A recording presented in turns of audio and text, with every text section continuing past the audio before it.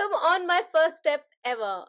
We have completed 125 episodes of this podcast, and now I'm starting a really special edition coming towards the end of this year, bringing in those stories who have really made their own path, created their own stories, their destinies, and actually been on an unconventional path. Now, as we all know, my first step ever uncovers, find those stories where people have taken their first steps, and we actually go through the behind the scenes of the first step. And also making debut on my first step ever is an amazing producer. We have had people from all walks of life, and today I'm so happy that we have a producer sitting in the virtual studios of my first step ever, all the way from Adelaide. Please join me in welcoming Lara Damiani. Hi, Lara. Welcome on my first step ever. Oh, hello, Ishani, and you pronounced my name so beautifully. Grazie. Before we begin, Lara, like I know a bit about you, and I think I'm really fortunate that I could meet you, kind of, listen to your thought process about your work, your life in one of the recent meetups. And that's why I would love to, for people, for our listeners to hear your thoughts, your process of how things really work for you in life and in profession in that capacity. But before that, let me give a sneak peek into who you are to our listeners today. So, Lara is a self taught independent documentary director producer who began her film industry career when she was in her late 30s. Yes, you've heard that right. Now, we are actually tapping into some really, new, unconventional, ways of getting into different fields, which means that she must have done something really amazing before that. So let's get into that as well. Her first feature documentary, Tibet's Cry for the Freedom, premiered in competition at international film festivals before being acquired by Czech television and TV New Zealand. And in 2019, Lara wrote, produced, and directed Wow, which was licensed by the ABC's Compass and was one of the highest rating episodes in the first broadcast season. Now, there are many more such achievements that Lara has under her belt, but that is what we're going to uncover, and much more than that. How did she reach where she is right now? And being the founder of the South Australian film production company, Think Films. Now, if you don't know a lot about South Australian film production, I would like to say that if you're in Adelaide or if you're in Australia, do check the South Australian Film Corporation Adelaide Studios. It's amazing. Okay, now we're through that. I want to come and really tap into a few things because I think Lara is a producer with purpose. And as she calls herself, the daughter of migrants, which is amazing. That means that sort of builds or brings a character of resilience and a lot more other qualities when we speak about it. She is a disciple of simplicity, connector, contributor, creator, and collaborator, and I can vouch for that just by kind of interacting with her, meeting with her once. Okay, so Lara, I like to ask the first question. Please take us through the time where and when you were growing up, and what kind of people or mindset were you surrounded with? Sure, Ishani. So as I said, daughter of migrants. So my parents migrated from Italy. The first language I was speaking was Italian up until the age I went to school. My nonna, or my grandmother, lived with us. She spoke no English. So we had a very tight, close family. So I grew up with that sense of family, of food, of course, being Italian. Cousins, lots of aunties and uncles, and also a really big, strong sense of community, because my dad was actually the first ethnic voice to broadcast live on radio here in South Australia with the Wow. Italian program. Yep, so we would go with him Sunday nights when he would do his programs, and he was very heavily involved in the Italian community, in community theatre groups. He was an amateur actor, so I grew up with a lot of that. But real strong sense of community, I think, was probably the most important thing that I grew up with. That's incredible. So, as I see that you were already coming from a different land and this became your home, but from the very beginning, I think you had the most essential source of growing up, which is the feeling of belonging and community. And I think for anyone who has migrated to a different country would really, know the the need and the importance of belonging. So that's so great, Lara, that you grew up with that sort of, maybe mindset and upbringing. I would really like to know that what happened from then, like when you were surrounded by eh, the studio life and looking at your father, being in the profession and doing what he was doing. I know that that sort of seed, that bug that kind of started maybe pouring in you from that point as well. But how was your teenage life over here? What were you really kind of tapping into? What were your interests? What was it for Mm. you? So my teenage life was, I was fairly just sort of ordinary. I went to school, I did matriculation, but I think what happened, what was quite extraordinary for me was when I was in year 12, I had this incredible, he was our religious education teacher, but he wasn't really religious education. He was more like a spiritual teacher, advisor, guide. And we went on retreats, right? And we did this one retreat in year 12, and he played a documentary, which, as far as I remember now, was probably the first documentary film I remember watching. So I was, 16? And it was called Roses in September. And it was a story of some nuns, like Catholic nuns, who had gone to El Salvador to work with underprivileged people, but who were brutally murdered. Actually, And it right. left such an impression on my mind. It was the story, it was the way the story was told. And I think, I think back now, so a long time ago now, but I think maybe that's where the seed was planted. And I've just remembered it ever since. So I think that absolutely was important. I then went on to university, I'm thinking, well, what am I going to do? I think I'll be a teacher.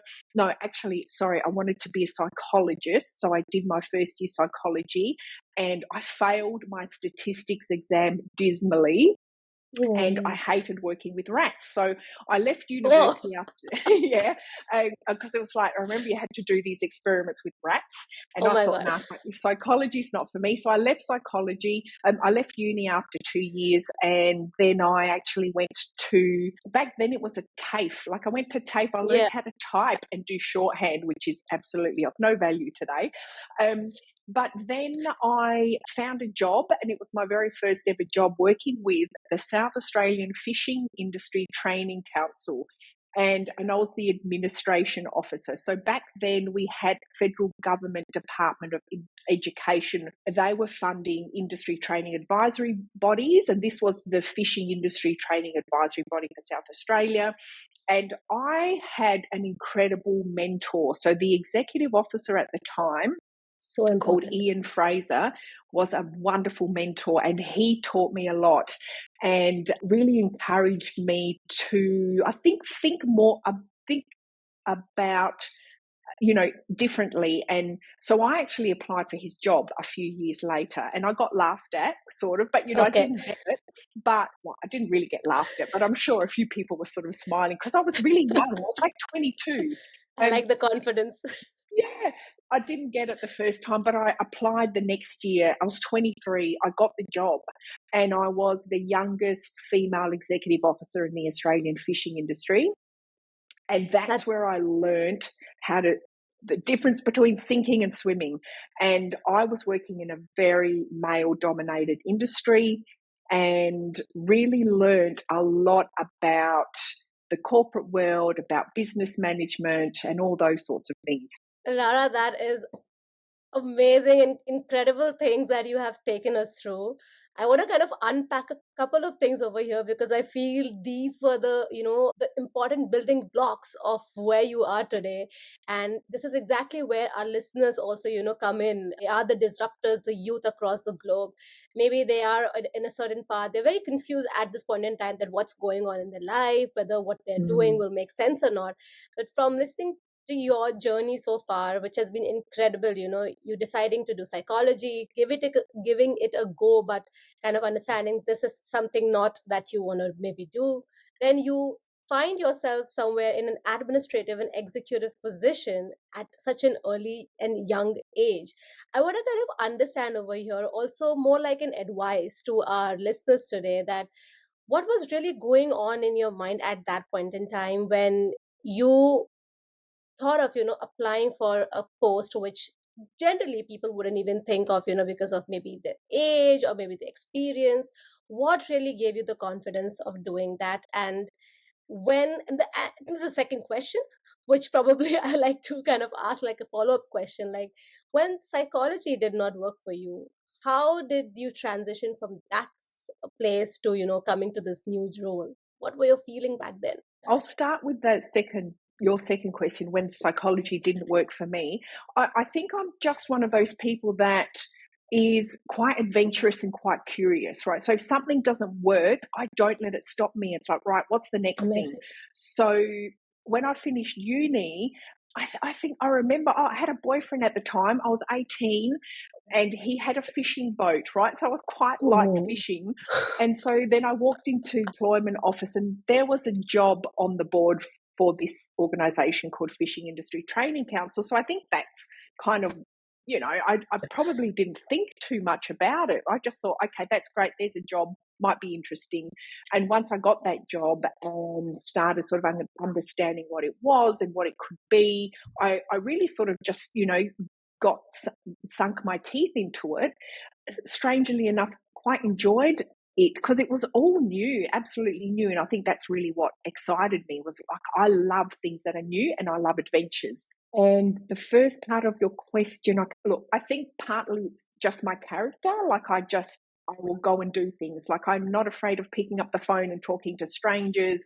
If I want to get something done, I'll just do it. I've just never let anything stop me. And I've never let my mind tell me otherwise, because I feel like, why not? Like, absolutely. everyone has the ability to do anything if they allow themselves to do it. So for me, there never has been a question in my mind about, oh, you can't do this, because no, I can do it and I'll find a way to do it. I'm incredibly happy to hear that you had that sort of a mindset from the very beginning. And I think your formative years, the community that you were surrounded with probably plays, the important role in it. And I like to kind of share a takeaway from your journey to my listeners today, that whether whatever characteristic that you have, maybe you are bold, you're outright there, maybe you are not, you're someone who like to probably keep to yourself, but there's one thing that you, or I think I have definitely kind of learn from Lara right now, and the takeaway is that why not? That why not actually is not a personality specific situation. It's actually a mindset.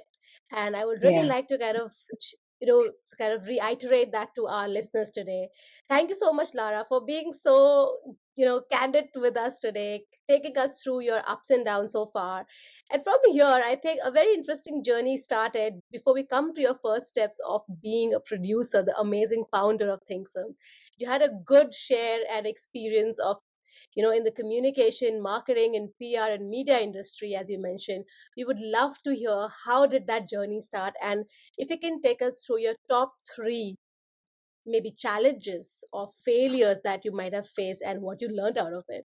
So after I left the fishing industry, it was really interesting because it was almost like I kind of, and I always explain it like this. It was almost like one day I woke up, I looked out the window and I thought, what is it all for? What is this? It was an industry. There was a lot of money. There were men with egos. And I'm like, there's got to be something more. And so I jumped on a plane and bought myself a ticket. I said, well, I'm going to France. I'm going to go and write a book, because I'd always loved writing and writing was part of that job. And I lived in France for a few months, wrote some books and traveled around. And then I came back and I thought, right, I'm going to actually become an editor and a writer. So I somehow, if you ask me how I did it, I would have to do some deep digging to remember exactly how. But I think I remember it's like, I know, because I could write, I was a good writer and I could, edit.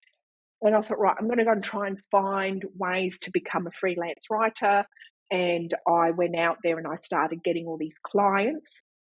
And I built up this little writing business. Actually, it was called the Okay. Word Hub, right? So a lot of Wow. written communications and PR. I was doing PR because I had some of that experience. And I had clients like UniSA and Flinders Uni. So I then sort of did that transition to writing, because again, my mindset was like, why not? I like doing this. I'm good at it. I think I can do it. So I then found ways to try and make it happen. This is really interesting, Lara. I actually wanted to kind of just touch upon one thing that you mentioned over here, that you have gone through a journey, and I can see that there was a lot of experimentations throughout the years, before Mm, even coming mm, to being a producer. That is a feeling of fear a lot of people have, because they have sort of a mindset that by this age we should be, maybe in this mm, particular position, or by this age I might should be married or have a family or have a house. So that is all, I mean, that's fine. I mean, everyone has their own goals, but I can see that you had that, professional journey, experimenting everywhere. Did the feeling of, not making at one particular field, in one particular field, or that feeling of, oh my god, I'm still experimenting, I don't understand where, my real goal, the purpose lie, did that ever hit you in that period of time? Because I'm sure a lot of people listening to us are going through that, and how do you overcome that? it hits me all the time. Like there's those big questions about, oh my God, what am I haven't had kids, I never got married, I don't own properties, always like, oh, why haven't I done that? But I eventually came to understand that my life is my life, and it's been so rich and so full.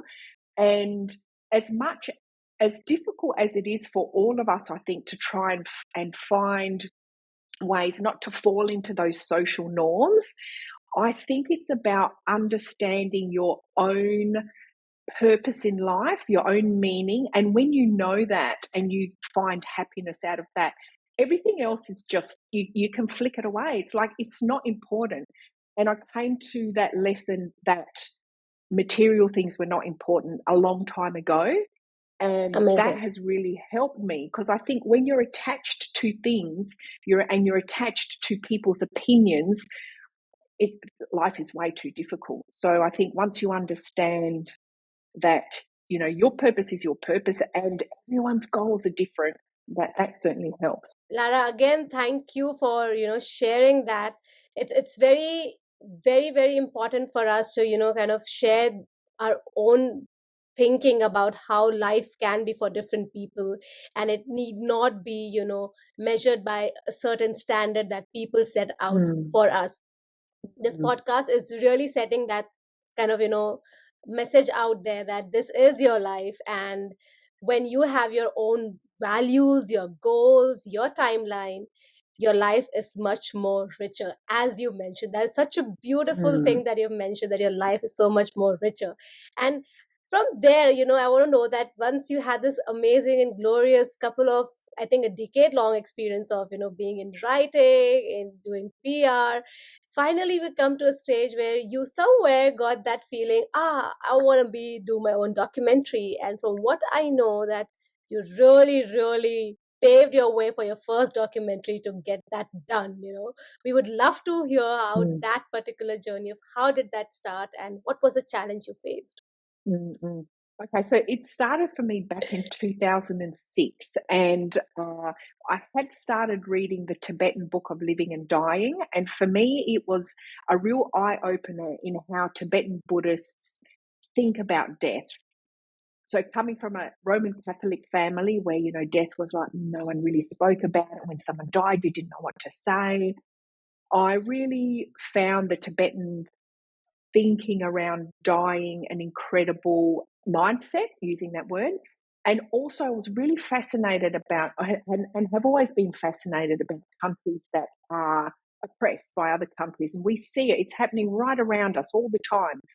The Beijing Olympics were announced for 2007, and I decided, right, I want to make a documentary about Tibet, because not enough people, as far as I was aware, knew enough about what was happening in Tibet, what had happened since 1949 when China invaded Tibet. And that's where it began for me. And just prior to that, I had started working with a good friend of mine who had studied film at Flinders, and we were doing some local work together. She taught me the basic Interesting. elements of filmmaking, but that's really that kernel of the idea for me. I wanted to go out and make that documentary. That sounds like something that's coming out of your heart, very passionate.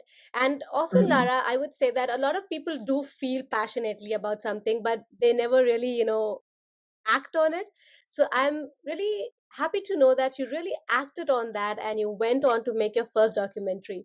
So from here, Lara, I'm so happy that we had this chat with you and I got to know about you a little bit more from your the little Lara who grew up in Adelaide over here and what she has become today. I like to ask one, probably the last question, about your journey as producer right now. You've won so many awards at present. Your work has been recognized at international and national level both. What is that one thing that keeps you still going as someone who's a beginner, or someone who's as curious as you were back then? What is that thing that keeps you going as a producer? The one thing that keeps me going is knowing, understanding the impact that films have and how films can change perceptions, open minds, and provoke thought and give people a voice. That is what keeps me going because, and just really quickly, a little anecdotal film. I first experienced this was when I had my first public screening in a theatre for my first documentary about Tibet. And Grand. at the end of that, there was a young girl in the audience visibly shaking and crying who said to me, "Thank you for making that film because not enough people in Japan know about Tibet." And for that moment, I just thought, I'm going to keep doing this for the rest of my life. But we all know that film has such, whether it's entertainment or drama or documentary, film affects everyone. And the fact that it can be used as an agent of change and to create good is so exciting for me that I will keep doing this until I can no longer breathe. Lara, it has been a great pleasure chatting with you today, and I'd like to say it's an honor to have someone, a beautiful soul like you, on this podcast. Not only to know and learn about your professional journey, but also the mindset that keeps you going. And I would like to say more power to you. Many more things to come for you. The way I've kind of understood you today, I feel like you're someone who would kind of go and experiment with things as many times as you can. So thank you so much for giving us such amazing documentaries and the thought process that you bring, because it really helps make the world a better place. For at least we have you have just given us an example how it made a better place to one person that could actually come up to you and say that, and many more who are watching it out there. So thank you so much for being on my first step ever. And as I always request my guest speakers to leave our listeners with a thought or a saying that they really resonate with. Yeah, so this is a magnet that has been on my fridge for the last, how many, nearly 15 years. And it's a Wow. quote by Winston Churchill, right? Ex-British Prime Minister. Never, never, never give up. Wow. I mean, I have a whole book Mic of drop. quotes, but I have a whole book of quotes, but I think that is the one that has stayed with me. And I think it's really important. Just never give up, keep on doing what you're doing. And Ishani, thank you for doing what you're doing. I think it's wonderful, absolutely brilliant, inspiring other young people to find their voices and take their own journey, which, great, excellent. Thank you so much for your kind words. And I'd like to say thank you so much for bringing that quote here, because that actually sums up the essence of the podcast, that why we take people through, our listeners, to the behind the scenes of our guest speakers' journey, because that is the most hardest, because that is where they Mm, did not give up, and that's why they mm, are where they want to be in their life. So yeah. thank you so much, Lara, for being on my first step ever. It has been great knowing you, chatting with you, and all the best to you. I would love to have you again on the podcast someday soon in the future to chat more about your upcoming projects and a little bit more about maybe production, if that's what the listeners are interested in. So Yeah, thank you so much for having me. awesome, thank you. So everyone who is interested in Lara's work, I'm sure you might be by now, and I think for sure, I think I'm happy to share that in the show notes, her LinkedIn link. She would be happy to connect with you if you kind of Yeah. resonate with that, thought process, or you want to follow her work, which is really good. And as a person, I think she's someone that you can learn a lot from. So thank you so much. And as I always say, start believing in yourself and keep believing in yourself. See you next time.